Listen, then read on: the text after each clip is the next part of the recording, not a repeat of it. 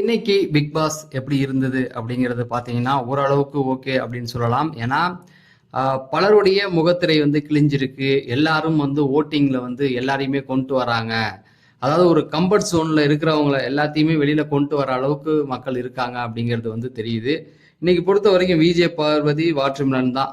ஓப்பனா சொல்றேன், அவங்க இல்லைன்னா இன்னைக்கு எபிசோடும் போரிங் தான். ஃபர்ஸ்ட் எடுத்த உடனே அந்த சண்டையோட தான் ஆரம்பிக்குது. அவங்க ஏஞ்சி வரல. சூப்பர் டீலக்ஸ்லேருந்து இவங்க வந்து கத்தி கூப்பாடு போட்டு எழுப்புறாங்க.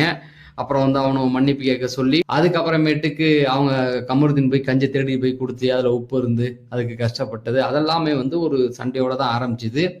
அதுக்கப்புறம் ரம்யா மயக்கம் போட்டு விழுந்தாங்க. அப்புறம் ஸ்வாப்பிங் அதை போட்டு விட்டாங்க.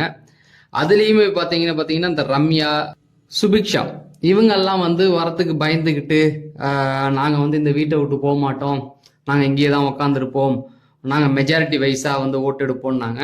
ஆனால் என்ன ஆச்சு அப்படின்னா உள்ளே வந்தவங்க 3 பேருமே வந்து கொஞ்சம் டஃப் கொடுத்தனால அவங்களால மெஜாரிட்டி எடுக்க முடியல. ஸோ அதுக்கப்புறமேட்டுக்கு வந்து நாமினேஷன் வந்ததில் அதில் ரம்யா, எஃப்ஜே, இன்னும் நிறைய பேர் சொல்லலாம்.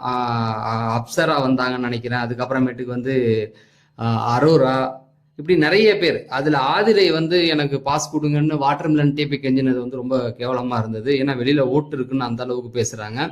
ஸோ அப்படி பார்வதியை வந்து ஒரு 12, 13 பேர், 14 பேர், அப்புறம் கமருதீன், சபரி வந்தது. இப்படி நிறைய ஓட்டிங்ல எல்லாருமே வந்தது வந்து நல்லாவே இருந்தது. கீழே அந்த ரெட் கலர் மார்க்குள்ள ஒரு பிளே பட்டன் இருக்கு, அதை அழுத்தினீங்கன்னா இன்னைக்கு யார் அதிக ஓட்டு வாங்கி லீடிங்ல இருக்கலாம் அப்படிங்கிறத தெரிஞ்சுக்கலாம். நன்றி, வணக்கம். நம்ம சேனலை சப்ஸ்கிரைப் பண்ணிட்டு இந்த வீடியோ லைக் பண்ணுங்க.